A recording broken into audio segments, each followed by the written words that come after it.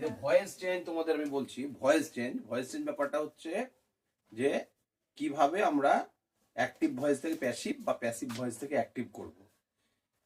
Active ভয়েসে তোমার সাবজেক্টটা সক্রিয় থাকে, অর্থাৎ ডাইরেক্ট কাজ করে।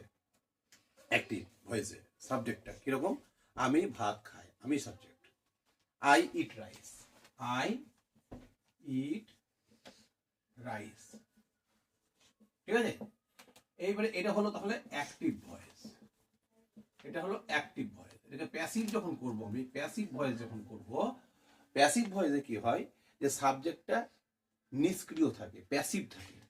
অর্থাৎ ভাত আমার দ্বারা খাওয়া হয়, ভাত আমার দ্বারা খাওয়া হয়, আমি ভাত খাই, ভাত আমার দ্বারা খাওয়া হয়, দুটোর মানে একই, অর্থে কোনো পরিবর্তন হবে না, গঠনগত পরিবর্তন হয়, ঠিক আছে। এটাকে ট্রান্সফরমেশন অফ সেন্টেন্সও বলা হয়। ট্রান্সফরমেশন অফ সেন্টেন্স বহু টাইপের হয়, তার মধ্যে এটা একটা, অ্যাক্টিভ টু প্যাসিভ বা প্যাসিভ টু অ্যাক্টিভ।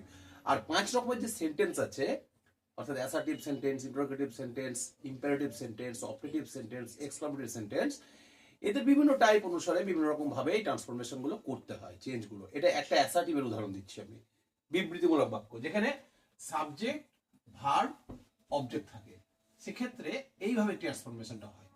অবজেক্ট চলে আসবে সাবজেক্টের জায়গায়, সাবজেক্ট চলে যাবে অবজেক্টের জায়গায়, কিন্তু পরিবর্তিত হয়ে আইটা হয়ে গেল মি।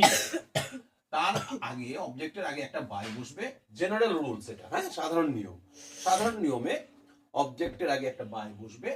এইবারে ভার্বটা কোন টেন্স সেটা আমি দেখবো, টেন্স, ভার্বটা হলো প্রেজেন্ট টেন্স, তাই এখানে একটা বি ভার্ব বসবে, ইজ, বি ভার্ব তোমরা চেনো, am, is, are. Present tense হলে আমাকে এম, ইজ, আর এর মধ্যে কাজ করতে হবে। পাস্ট টেন্স হলেও আমাকে ওয়াজ, ওয়্যার এর মধ্যে কাজ করতে হবে, এরা বসে। আর যদি আরো কিছু চেঞ্জ হয়, পাস্ট পার্টিসিপল, পাস্ট কন্টিনিউয়াস, এই সমস্ত সেন্স যখন আসবে বোঝাবো, তখন দেখবে বিইং বা বিন ইত্যাদি বি ভার্ব আসে। এখানে এলো ইজ, বি ভার্ব চলে এলো। এরপরে নিয়ম অনুসারে রুট ভার্বের, অর্থাৎ মূল ভার্বের V3, ভার্বের থার্ড ফর্মটা বসাতে হবে। ভার্বের থার্ড ফর্ম, ইটের থার্ড ফর্ম হলো ইটেন।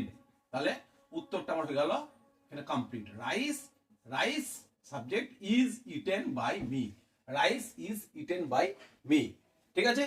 Thank you.